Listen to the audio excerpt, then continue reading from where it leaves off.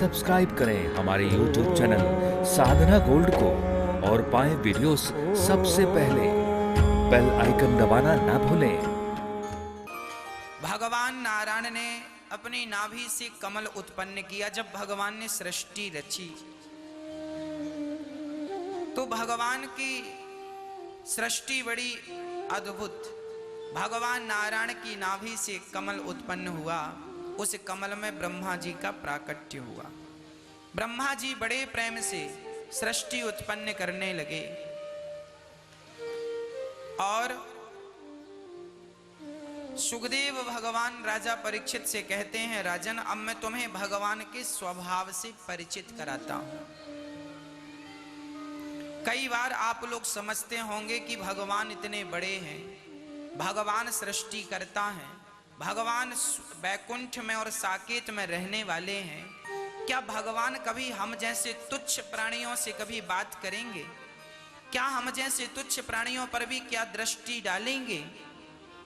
तो सुनो, एक बार जब भगवान श्री कृष्ण हस्तिनापुर आए और शांति दूत बनकर आए,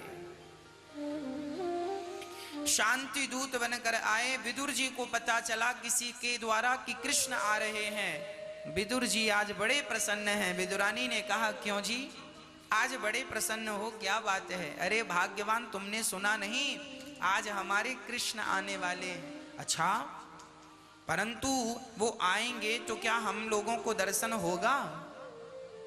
विदुर जी ने कहा, यही तो सोच रहा हूं। वो आएंगे, बड़ी भीड़ भाड़ होगी, पता नहीं उनका दर्शन हम कर पाते हैं कि नहीं, हमारी आंखों को उनका दर्शन हो पाता है कि नहीं।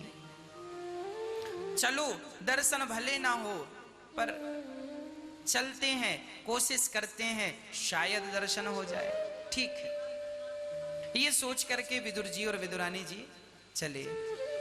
भगवान रथ पर चढ़ करके आ रहे थे, लाखों की भीड़ थी। भगवान के दर्शन को एक झलक देखने को लोग तरस रहे थे और विदुर और विदुरानी पंक्ति में सबसे पीछे खड़े। भीड़ में विदुरानी पत्थर पड़ा था, उस पत्थर पर खड़े होकर जब देखती है, विदुर जी पत्थर पर खड़े होकर देखते हैं तो भगवान श्री कृष्ण के रथ का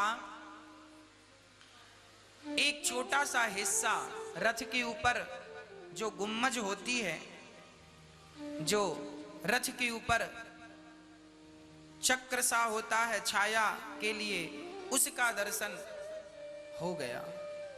विदुरानी बड़ी प्रसन्न हुई। सुनो, वो रथ पर बैठे हैं और विदुर जी ने देखा तो भगवान श्री कृष्ण का तो दर्शन नहीं हुआ, पर भगवान कृष्ण के माथे पर लगे हुए मोर पंख का दर्शन हो गया। मुकुट पर सजा था। विदुर जी बोले, देखो यहाँ आओ, यहाँ से उनका मुकुट दिख रहा है। और विदुर जी ने भीड़ में अपने आप को ले जाने का प्रयास किया और तभी भगवान का आता हुआ रथ नजर आया। एक नन्ही सी दृष्टि जब विदुर जी की पड़ी तो मानो श्री कृष्ण विदुर उस भीड़ में भगवान किसी और को मानो देखना चाहते ही नहीं थे। वो तो बार बार भगवान कृष्ण की आंखें विदुर और विदुरानी को ढूंढ रही थी। कहाँ है हमारे काका जी, कहाँ है हमारी काकी जी? मानो उस भीड़ में श्री कृष्ण केवल मां विदुरानी और विदुर जी को देखने के लिए शायद आए हैं।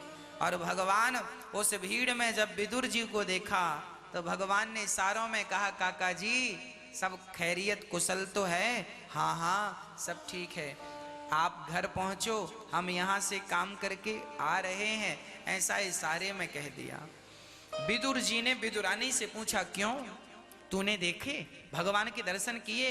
विदुर जी बोली, कहाँ मेरे नसीब के दर्शन हो, इतनी भीड़ है, मैं अंदर जा ना सकी और मुझे दर्शन। विदुर जी बोले, कोई बात नहीं, सुन, उन्होंने कहा है कि वो हमारे घर जल्दी से आएंगे। विदुरानी बड़ी प्रसन्न हुई पर थोड़ी देर बाद बोली, जी आपसे ऐसा किसने कहा कि वो हमारे घर आएंगे? अरे कृष्ण का दर्शन जब हमने किया, उन्होंने इशारों में हमसे कहा कि हम आएंगे। अच्छा? विदुरानी बोली, सुनो, जरूर कोई गलती हो गई है सुनने में। इतना बड़ा भगवान, इतने बड़े राजा, भला हम गरीबों के घर क्यों आएंगे? विदुर जी बोले कहा है तो आएंगे। अब विदुरानी तो बड़ी पागलों की तरह इंतजार करने लगी। विदुर जी बाजार में ही रुक गए सामान लाने, और विदुर जी रुके और विदुरानी घर गई आंगन को लीप करके और श्याम सुंदर का इंतजार करती हैं। इधर भगवान श्री कृष्ण कौरवों से कहते हैं पांडवों को 5 गांव दे दो। दुर्योधन बोला 5 गांव क्या, सुई की नोक बराबर जगह भी हम देने को तैयार हैं। देखिए दुर्योधन का लोभ इतना बढ़ गया कि वो पांडवों को 5 गांव देने को तैयार नहीं हुआ।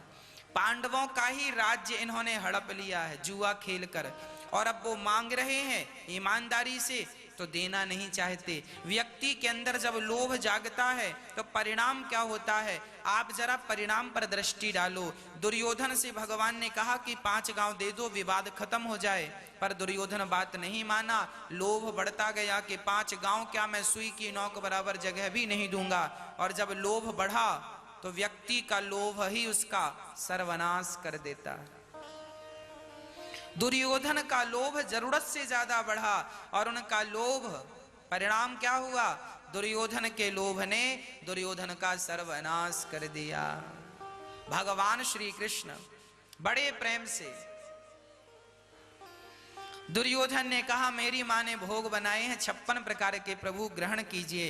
भगवान ने कहा दुर्योधन यदि इन व्यंजनों में, इस प्रसाद में यदि तुम्हारा प्रेम होता तो मैं जरूर ग्रहण करता, पर क्या बताऊं तुम्हारा इतना सा भी प्रेम मेरे प्रति नहीं है, और जिसका मेरे प्रति प्रेम नहीं होता उसके हाथ से मैं कोई भी वस्तु स्वीकार नहीं करता।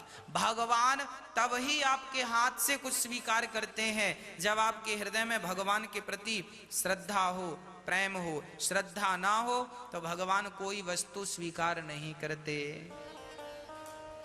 इसलिए भगवान के प्रति अथाह श्रद्धा होनी चाहिए। श्रद्धा इतनी गहरी हो जितना गहरा सागर है, इतनी गहरी आपकी श्रद्धा हो। भगवान श्री कृष्ण दुर्योधन की मेवा त्याग कर, 56 भोग त्याग कर और भगवान विदुरानी के घर जा रहे। देखिए भगवान का स्वभाव कैसा है। जबकि विदुर और विदुरानी, विदुर जी शूद्र थे,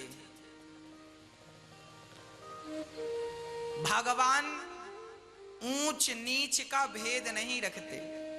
ऊंच नीच का भेद तो ये इंसान रखता है, ये ऊंचा है ये नीचा है, तुम अमीर हो तुम गरीब हो। ना तो भगवान के दरबार में ऊंच नीच का भेद है, ना जात पात का भेद है, ना तो अमीरी और गरीबी का भेद है, ना हिंदू और मुस्लिम का कोई भेद है। भगवान के दरबार में तो जो भगवान का है, सच्चा प्रेम करता है, वो भगवान का है। बस केवल प्रेम, राम ही केवल प्रेम प्यारा। भगवान दुर्योधन की मेवा त्याग कर, अरे दुर्योधन की जात बहुत अच्छी है, क्षत्रिय है, याद रखना दुर्योधन की जात बहुत अच्छी है, उसका भोजन भी बड़ा स्वादिष्ट है, पर उसका प्रेम नहीं है।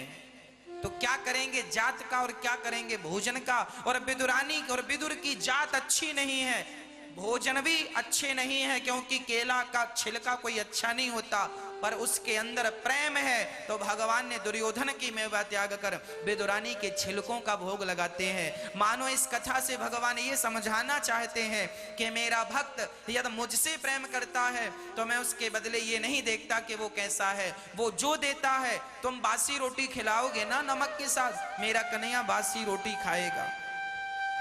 भगवान को प्रेम चाहिए, प्रेम से भीगे छिलके जब माता विदुरानी ने श्री कृष्ण को खिलाए तो बिना हिचकिचाहट के श्याम सुंदर ने वो छिलकों का भोग लगाया।